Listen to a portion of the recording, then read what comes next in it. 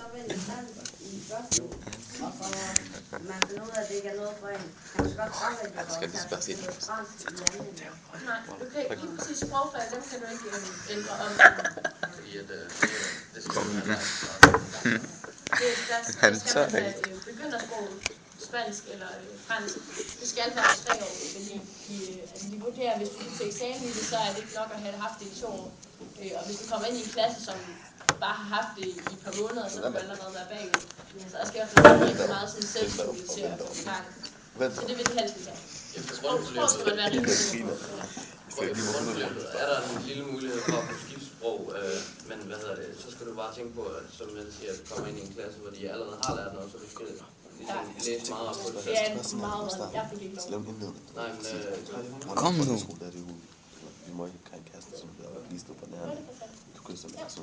Altså, du sagde, at du har musiklinje, og han har samfundsfag.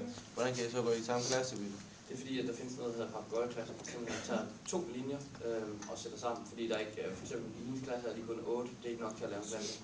7, undskyld. Det er ikke nok til at lave en klasse, så de er sat sammen i vores klasse, fordi vi har engelsk fag nu, og vi skal jo både dansk og historie fag nu, så vi har mange fagene sammen. Så I gjorde det, når hun skal have musik, og du skal have sammen. Men det ligger i samme blok, så alle andre ting har det sammen. Har man så ikke sådan en helt fast klasse? Ikke 100%. Du har en meget fast Der er nogle klasser, der har alle timer sammen, stort set. Men det, er også, det kommer lidt an på ens valgfag igen. For eksempel, jeg kunne have haft spansk, og jeg kunne have haft tysk. Så havde vi også bare det hver for sig, og så mødes vi igen bagefter. Og har den samme time. Okay. Så sprogfag og det, der hedder kreative fag i 1.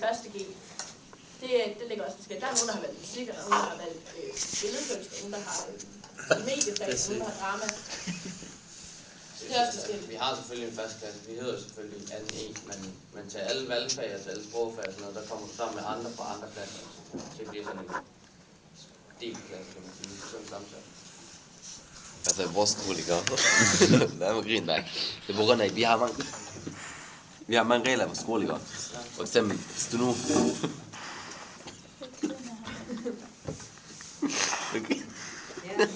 Glem det.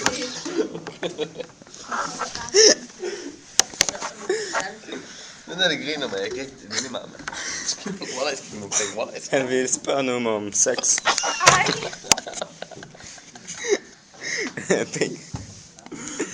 Kom nu.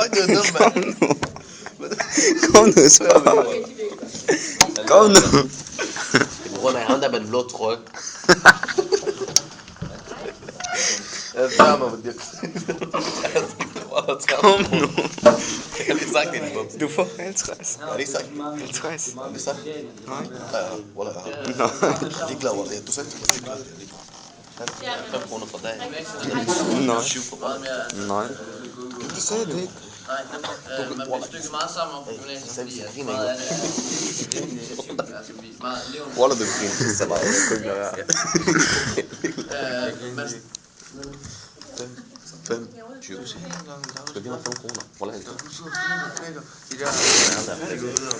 Hvad sker der?